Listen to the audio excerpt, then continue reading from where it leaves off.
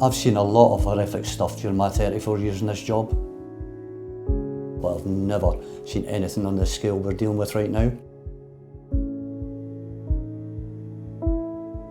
COVID has had a real impact on animal welfare and put a massive pressure on our services as we continue to respond to every rescue and investigation.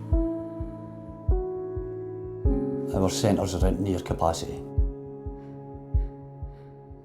Despite so much of our fundraising activity cancelled, we have to keep going. We have to be around for the animals that need us.